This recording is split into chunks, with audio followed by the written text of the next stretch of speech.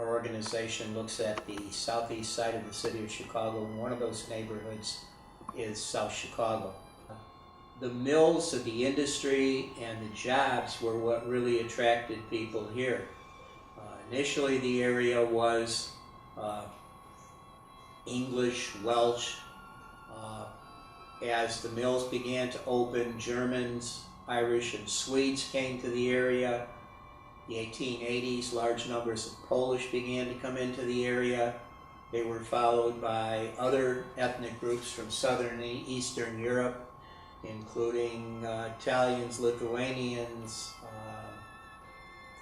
Hungarians, Serbians, Croatians, Slovenians, large numbers of different ethnic groups, again coming primarily for the jobs. After the beginning of the 20th century, you begin to have small numbers of African Americans and Mexicans coming into the area. A very nice church in 1928. So you have people living in South Chicago who are fourth and fifth generation Mexican, which many people just don't realize. Pilgrim Baptist was originally, it was originally a Lutheran church, and I believe it was Danish. Although this area is not known for having a large Danish community, but it was at least Scandinavian Lutheran, and I believe the original title was Zion Lutheran. And it was not the first church that Pilgrim Baptist used as their headquarters. They were in a couple of other smaller churches prior to buying that church. I think it was 1940s. When the mill shut down, they obviously had a tremendous economic impact on this area. This was an area where it was never a problem getting a job. And you didn't have to have a higher education to get a job. But those days are over. And as a result, the economic impact on the neighborhood was very severe. Yes, my name is Hilliard Hudson. I'm the pastor of Pilgrim Baptist Church of South Chicago. I've been the pastor here for 27 years.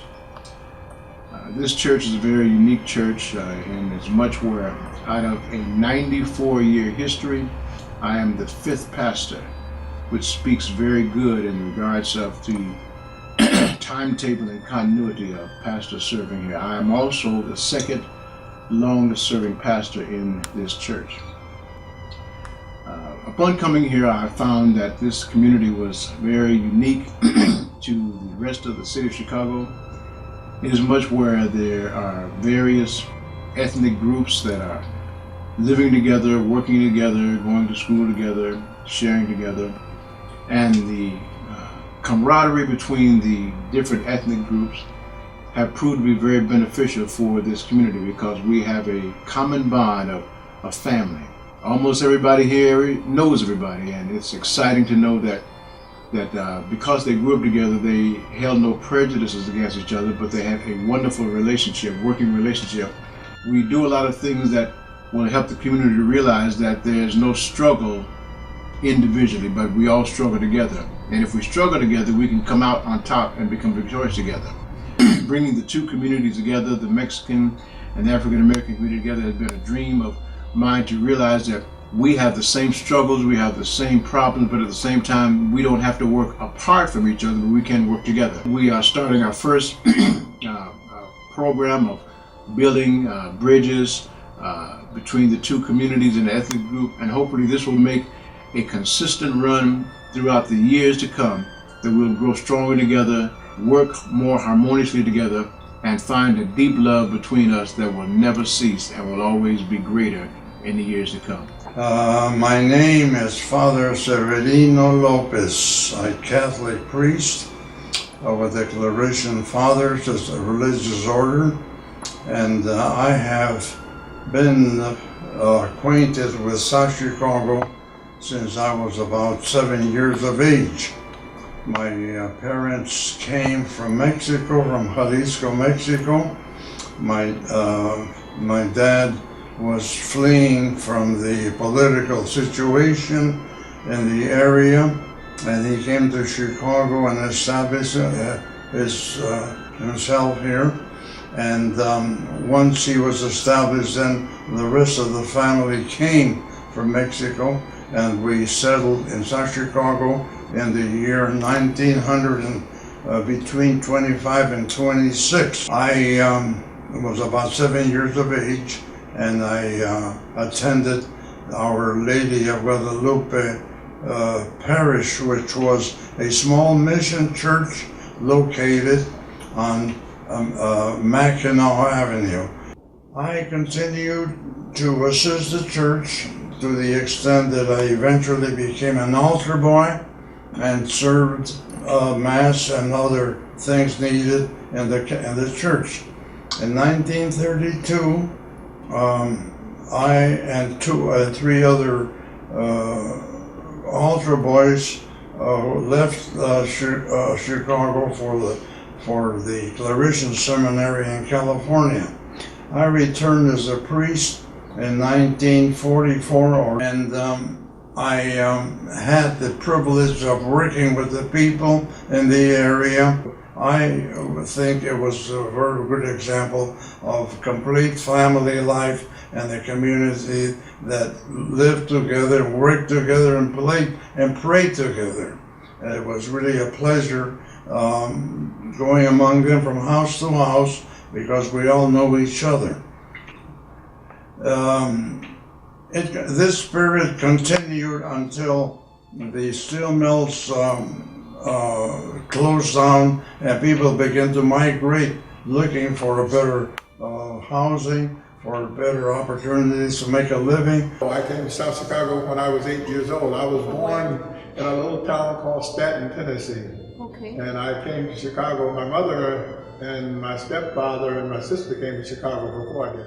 Well, my first experience of integrated associations with white kids was when I came here in 1945. I had never had any experience other than seeing white people on the streets and going to their stores, you know. I'd never played with white kids before. I'd never played with light-skinned, you know, Mexican kids or anyone at that time. So it was a total new experience for me because of the fact that I was sitting next to white kids in the classroom, or Mexican sitting next to another ethnic group other than that, and it was fascinating to me. I mean, at one time, as far as, I guess, we as black measured our importance as to how well we got along with the other races. The black and Latino relationship was, at that time, in that time of period, was excellent. I still have Mexican friends as old as I am now that is very close. I mean, we still maintain a relationship. Church got its name from the church. It was a Reverend Bird that had a church there, and he donated that to the Missionary Society, and they made it into a community center. I came to this country as an immigrant in 1973, where I started working as a waitress at a restaurant.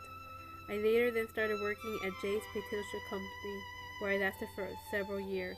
I became a resident thanks to the support of an organization in the community, and then later was able to become a citizen. But I want to recognize and thank Martin Luther King's Scholarship Fund that provided my brother in Guatemala an opportunity to go to college and receive his degree in industrial engineering at the Instituto Técnico Magantango in Guatemala. I started volunteering for CTU because they were able to help me in my case, and I want to continue to help others just as I have been helped. It is important that we continue to support one another in our community. We were a mixed community, and as I can remember,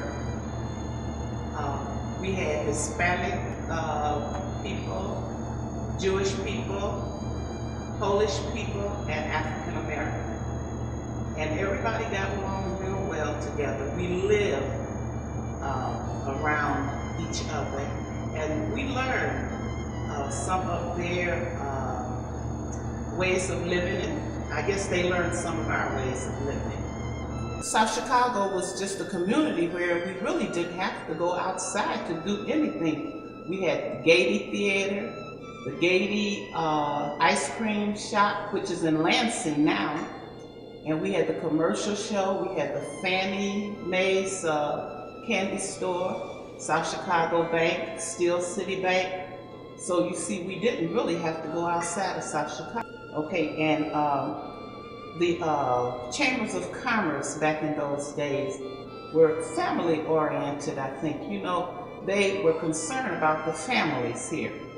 And they had a contest that they would run ever so often, and it was to see how many children that different families had. And my mother had 17 children, and the Castros had about, and I may be wrong, about 19 or 20 children. Anyway, it was always every year, whichever family had the most children, they would win a prize, and the Castros always beat my parents out. And that went on for a while, and I can't remember when they stopped, but I guess they stopped when our parents stopped having, you know, children.